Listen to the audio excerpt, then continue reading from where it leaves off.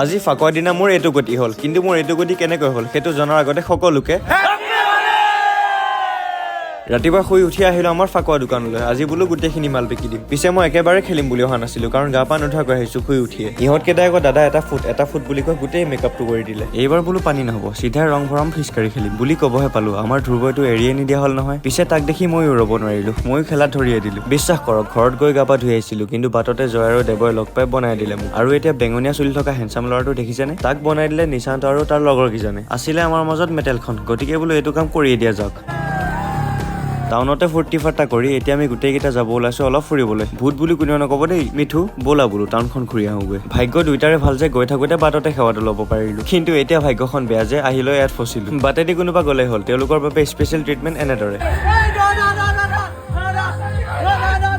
আজিৰ কাৰণে খেলা সমাপ্ত। শেষত আটাইকেইজনক পুৰি চব্জি খোৱালে। কেনেকুৱা পালে চাই ক'ব। আজিৰ কাৰণে বাই বাই।